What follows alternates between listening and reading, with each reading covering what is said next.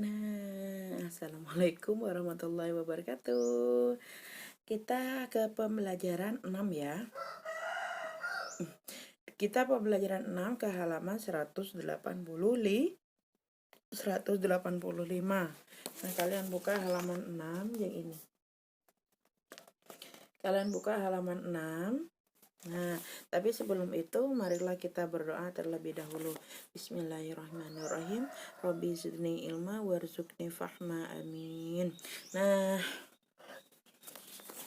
yuk kita lanjut membaca di pembelajaran 6. Di sini dimana pertama kali kita akan membuat puisi tentang, kalau kita kemarin sudah membuat puisi tentang ibu atau tentang Uma, tentang mama, tentang umi, tentang mami. Nah, sekarang kalian akan membuat sebuah puisi untuk adik kalian. Kalau misalkan kalian tidak mempunyai adik, berarti untuk kakak kalian. Nah, pertama kali memiliki adik juga pengalaman yang berkesan. Kenapa? Yang pertamanya kita tidak mempunyai teman yang lebih muda dari kita, dan hari ini kita mempunyai teman, maka itu pengalaman yang berkesan. Kehadiran adik bayi disambut baik seluruh keluarga. Adik bayi yang mungil dan lucu disangiangi semua orang. Mutiara, kakak Udin, menceritakan pengalamannya saat Udin baru lahir. Wah, ternyata Udin ini yang baru lahir. Ia menuliskan sebuah puisi untuk adiknya. Ia membacakan puisi di depan kelas. Beginilah Mutiara membuat sebuah puisi untuk Udin. Adikku, selamat datang ke dunia. Kakak akan selalu menjaga. Adik yang lucu, cepatlah besar. Kita akan main bersama. Nah, itu sebuah puisi yang berjudul Adikku Sayang. Nah, coba kalian buka halaman selanjutnya 186. Di mana di sana judul puisinya apa?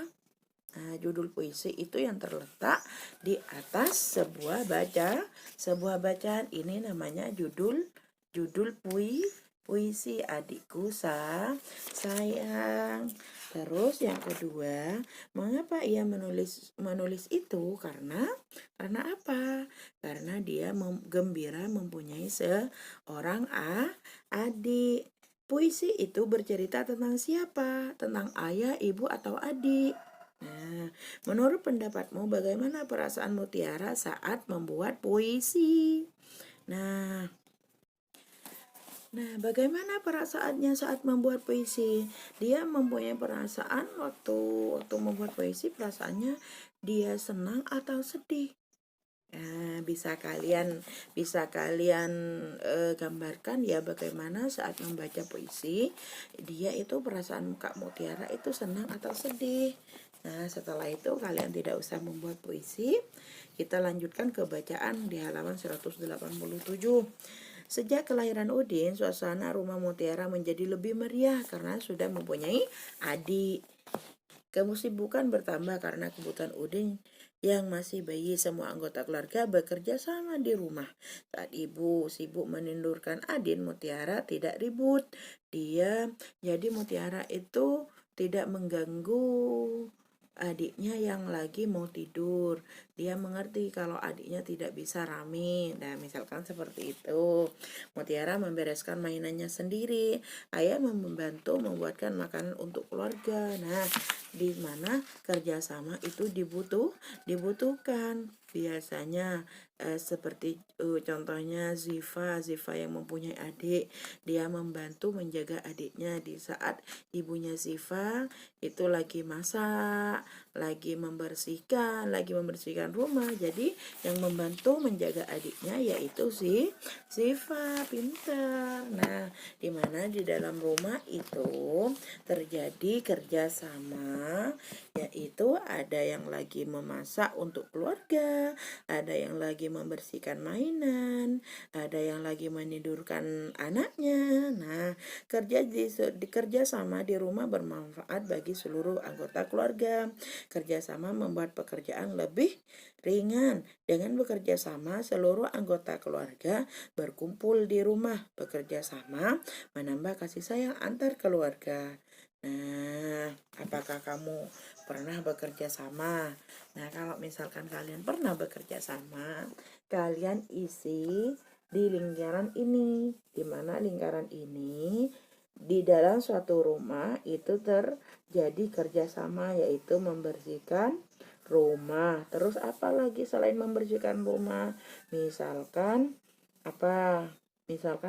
Selain membersihkan rumah? Memasak bareng. Terus apa lagi? Nah, kalian isi sebanyak tiga itu, yaitu tentang kerjasama yang ada di dalam rumah pintar. Nah, sekarang kita buka ke halaman selanjutnya, yaitu halaman 190. Nah, terus di halaman 190, Ibu dan Ayah Udin serta Kak Mutiara itu lagi berbelanja kebutuhan Udin, dimana dia lagi membutuhkan kaos kaki, dot susu, sama baju. Nah, setelah Mutiara di halaman 191, Mutiara sudah memiliki banyak pakaian, Udin belum punya banyak pakaian, sehingga hanya berbelanja kebutuhannya Udin. Saat berbelanja, ayah dan ibu membelikan lebih banyak pakaian untuk Udin. Mutiara tidak iri karena Mutiara sudah banyak bajunya. Ya, jadi Mutiara itu membantu memilihkan baju yang lucu untuk Udin. Baju baru Udin sudah selesai dicuci. Ibu akan memasukkan baju-baju untuk ke lemari. Jadi setiap kalian membeli baju baru, itu usahakan baju yang kalian beli itu kalian cuci dulu baru dipakai. Nah, karena apa? Karena baju baru kalian itu masih dari pabrik, yang masih belum belum bersih, karena takut ada masih ada itunya bakteri atau sisa-sisa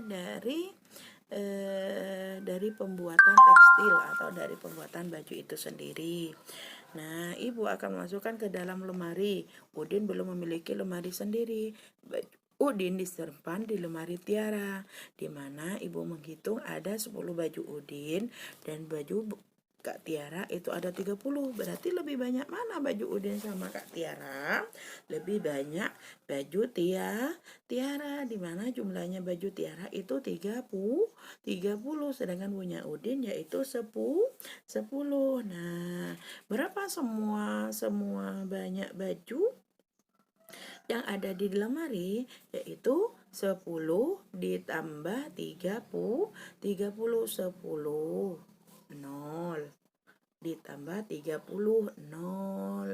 Nah, 0 ditambah 0 maka tetap 0. 1 ditambah 3 maka hasilnya 4. 4 sama 0 kalau digabung menjadi 40.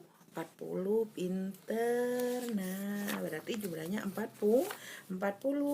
Nah, sekarang kalian kerjakan halaman 192 sampai 193 itu sama seperti yang Ustadzah contohkan di pembelajaran kelima ya.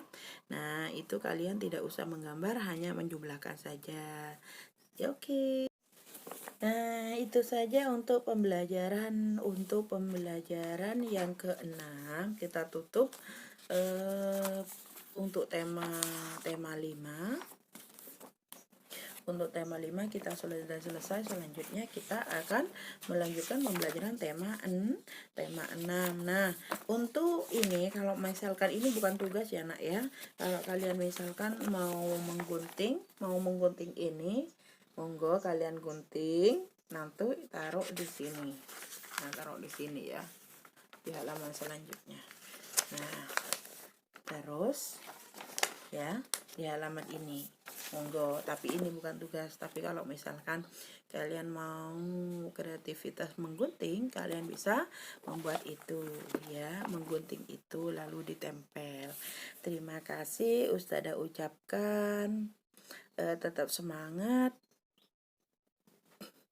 Bismillah, sekolah kita bisa mengadakan pertemuan. Insya Allah masih belum dengar info, tapi masih belum dengar surat dari untuk sekolah kita, tapi insya Allah kabarnya itu tanggal 15 Februari kita sudah mulai pertemuan, insya Allah seperti itu. Kita doakan saja semoga kita semua masih di dalam lindungan Allah, selalu menjaga kesehatan kita. Nah, syarat untuk masuk sekolah itu kalau misalkan kita sakit itu tidak boleh sekolah, tidak boleh ada pertemuan. Jadi kalau misalkan entah itu ustadzah atau kalian yang sakit itu tidak boleh ke sekolah. Misalkan nih ya, Hasim sakit, jadi Hasim itu tidak boleh sekolah, yang lainnya boleh. Misalkan keesokan harinya dapat 2 hari Hasim sudah sembuh, jadi tinggal siapa nih yang sakit, misalkan Sahmi sakit, jadi Sahmi saja yang tidak usah masuk ke sekolah. Jadi seperti itu. Tapi kalau misalkan ustadzah yang sakit, nah doakan ustadzah tetap sehat, amin. Kalau misalkan ustadzah yang sakit, berarti ustadzah yang tidak boleh masuk sekolah, dan kelas 1 pun diikuti secara daring. Tapi kalau misalkan hanya salah satu siswa yang sakit, jadi sekolah tetap masuk di kelas 1 khususnya ya. Itu saja Ustazah akhiri dengan bacaan hamdalah, alhamdulillahirabbil alamin. Terima kasih, tetap semangat. Assalamualaikum warahmatullahi wabarakatuh.